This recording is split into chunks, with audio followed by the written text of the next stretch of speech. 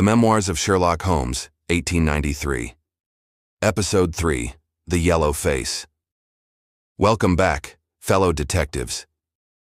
After witnessing the horrific family tragedy of the cardboard box case, where jealousy and betrayal led to gruesome revenge, you might think you understand the depths of human deception. But today's mystery presents us with a completely different challenge. One where love, not hatred, drives people to elaborate deceptions, and where our assumptions about race, identity, and family bonds will be tested in the most unexpected ways. Have you ever discovered that someone you trusted was living an entirely fabricated life, only to learn that their lies were motivated not by malice, but by the deepest kind of love and protection? Prepare yourself for one of Holmes's most humbling cases, where even the great detective's deductive powers fail him, and the truth proves far more beautiful than the logical conclusion. Picture yourself on a crisp spring morning in 1888, when the fresh air of suburban Surrey carries the promise of new beginnings and hidden revelations. You're accompanying Holmes and Watson to the village of Norbury, where a seemingly simple case of marital suspicion will challenge everything you think you know about human nature and family secrets. The client who awaits you is Grant Munro, a successful hop merchant whose comfortable middle-class life has been shattered by his wife's inexplicable behavior. As he paces nervously in the sitting room of his well-appointed home, you can see the conflict between love and suspicion tearing him apart with each passing moment. "Mr. Holmes," Munro begins, his voice heavy with anguish, "I've been married to Effie for 3 years, and until recently I believed we had no secrets between us. She's American by birth, came to England after being widowed in Atlanta during a yellow fever epidemic. When we married, she told me her first husband and child had both died of the disease, and I never questioned the details." Watson leans forward with sympathetic interest. "What has changed to make you doubt your wife's honesty, Mr. Munro?" But Holmes is already studying their client's face, noting the telltale signs of a man whose world has been turned upside down by discoveries he can barely comprehend. Think about this situation, detective. What kind of behavior from a loving spouse would be so disturbing that it would drive someone to hire an investigator? What secrets might a widow carry from her previous life that would threaten her new marriage? And why would she suddenly become secretive after years of apparent openness? Munro's story unfolds with increasing bewilderment. 3 months ago, Effie came to me asking for £100, an enormous sum, more money than we'd spend in half a year. She was evasive about why she needed it, saying only that it was for a personal matter that she couldn't discuss. When I pressed her for details, she became upset and begged me to trust her without explanation. I gave her the money, of course, Munro continues with evident pain, but her behavior has become increasingly strange ever since.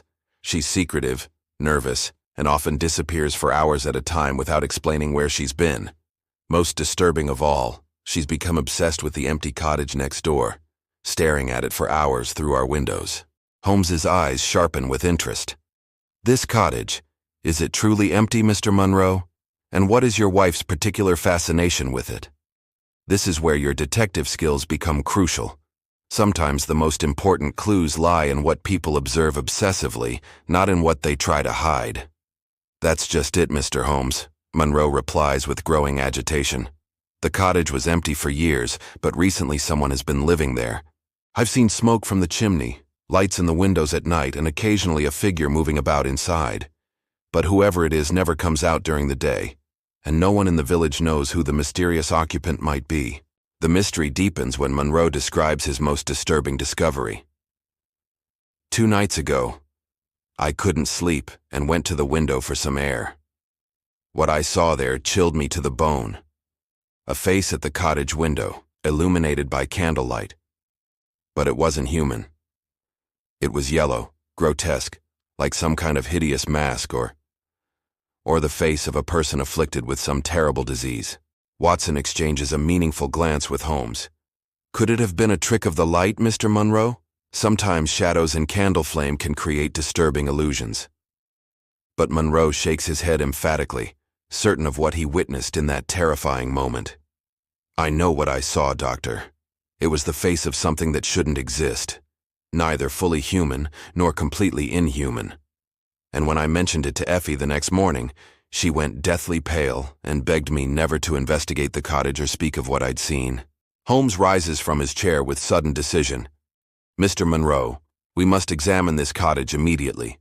Your wife's behavior, the mysterious occupant, and this strange yellow face are clearly connected, but the nature of that connection may be far different from what we might initially suppose.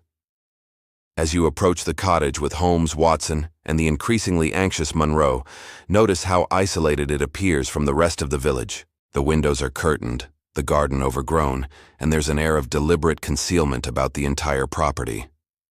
What kind of person chooses to live in such secretive isolation? Holmes examines the exterior with his characteristic thoroughness, noting details that others miss. The footprints around the entrance are small, a woman's, I believe, and possibly a child's. The curtains are of good quality, not what you'd expect in an abandoned cottage. Someone is indeed living here, and they're not destitute. When Munro pounds on the door demanding entrance, the response is immediate and unexpected. Rapid footsteps inside, the sound of furniture being moved, and whispered voices speaking in urgent tones. Someone is definitely home, but they're clearly trying to avoid confrontation.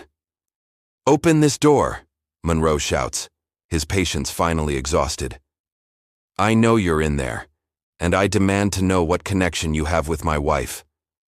But the cottage remains silent, its occupants hidden behind locked doors and drawn curtains. Holmes suggests a more subtle approach. "Mr. Munro, breaking down doors rarely yields the truth we seek. Let's observe from a distance and see what we can learn about the daily patterns of life in this mysterious household." Sometimes patience reveals more than force ever could. Your surveillance yields intriguing results. Smoke rises from the chimney at regular meal times, suggesting a normal domestic routine. Shadows move behind the curtains in patterns consistent with ordinary household activities. Most significantly, you occasionally glimpse what appears to be a small figure, possibly a child, moving about inside. Think about these observations, detective. What kind of secret requires hiding an entire household from the outside world? Why would someone go to such elaborate lengths to conceal what appears to be a perfectly normal domestic situation? And what could the connection be between this hidden family and Effie Munro's recent behavioral changes? The breakthrough comes when Holmes spots Effie herself approaching the cottage, carrying a basket of food, and looking nervously around to ensure she's not being observed. Her behavior is that of someone maintaining a secret household. But why would a respectable married woman need to hide such an arrangement from her own husband? There's our answer to who's been supporting the cottage's mysterious occupants, Holmes observes quietly. But the question remains, who is she protecting, and why does she believe such elaborate secrecy is necessary? The emotional stakes become clear as you watch Effie's tender care in preparing and delivering provisions. When Effie discovers your surveillance, her reaction is one of terror rather than guilt. "Please, Mr. Holmes, don't let my husband see. You don't understand. If Grant learns the truth, it will destroy our marriage and ruin lives that depend on my protection." Some secrets are kept not to deceive, but to preserve the happiness of those we love most. But Munro has seen enough to demand immediate explanations. "Effie, I know you've been supporting whoever lives in that cottage. I know you've been lying to me for months about where you go and what you do. I deserve to know the truth about my own wife's secret life, whatever the consequences might be." Holmes attempts to mediate between the desperate wife and the betrayed husband. "Mrs. Munro, secrets kept with good intentions often cause more pain than the truths they're meant to conceal. Your husband's love for you might be stronger than you imagine, and his capacity for understanding greater than your fears suggest." The confrontation reaches its climax when Munro, driven by months of suspicion and hurt, forces entry into the cottage. What he discovers there challenges every assumption about his wife's deception and reveals a truth more complex and beautiful than any lie could have been. Inside the cottage you find not a sinister conspiracy, but a touching domestic scene. A young black woman caring for a mixed-race child of perhaps 6 years old. The yellow face that so terrified Munro was simply the child's light brown complexion, glimpsed through candlelight and window glass, distorted by fear and prejudice into something monstrous. The truth unfolds with heartbreaking simplicity. The young woman is Effie's former servant from Atlanta, and the child is Effie's daughter from her first marriage. a daughter she thought had died in the yellow fever epidemic, but who actually survived and was being cared for by the faithful servant who fled north after the war.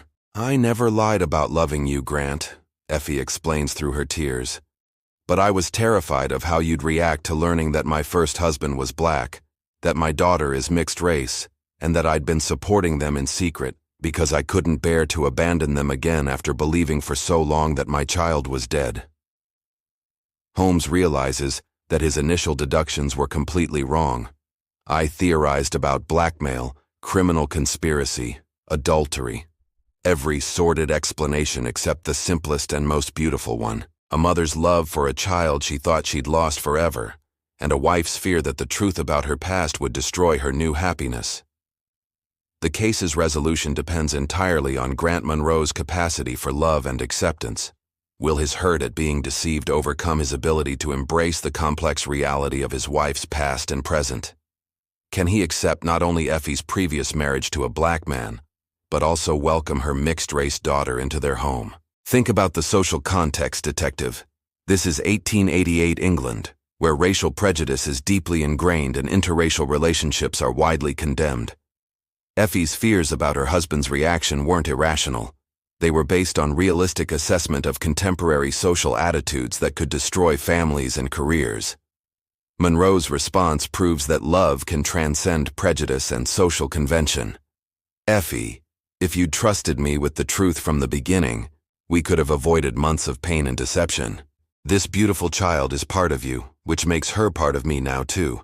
We'll bring them both home where they belong, as our family." The yellow face that symbolized fear and otherness transforms into the beloved face of a child who now has not just a mother and protector, but a stepfather willing to defy social convention for the sake of love. The cottage that represented secrecy and shame becomes simply an abandoned building, no longer needed to hide a family that can now live openly. Holmes's humbling admission adds depth to the resolution.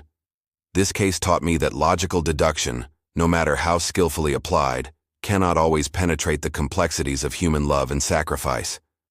Sometimes the most inexplicable behavior has the most beautiful explanation, and our assumptions about human nature blind us to possibilities we never considered. The investigation's end brings unexpected wisdom about the limitations of pure logic when dealing with matters of the heart. I pride myself on scientific method and rational analysis, but this case proved that human emotions operate by laws that science cannot always predict or explain. Love, fear, hope, and sacrifice create behaviors that defy logical categorization." Years later, the Munro family thrived as a testament to the power of acceptance over prejudice. Grant legally adopted Effie's daughter. The family moved to a more tolerant community, and their love story became a quiet example of how individual choices can triumph over social barriers. The case also highlighted the terrible cost of social prejudice. How many families are destroyed by fear of society's judgment? How many children grow up hidden and ashamed because their very existence challenges conventional boundaries? Effie's deception was born not from malice, but from a society that makes love itself seem shameful. So tell me, detective, did you suspect the truth behind the yellow face before it was revealed? What does this case teach us about the difference between logical deduction and human understanding? And most importantly, how do we distinguish between secrets that protect and lies that destroy? This remarkable mystery reminds us that sometimes the most frightening appearances conceal the most innocent realities, and that our prejudices can make monsters out of ordinary people. The yellow face that terrified a husband became the beloved face of a daughter, proving that love has the power to transform our understanding of what seems strange or threatening. Holmes's rare failure in this case actually represents one of his greatest successes, the recognition that human complexity sometimes transcends logical analysis, and that the heart's mysteries require different tools than those used to solve criminal puzzles. Join me next time as we investigate The Stockbroker's Clerk, a case where financial fraud and identity theft create a web of deception that threatens to destroy both fortunes and reputations in the competitive world of London's financial district.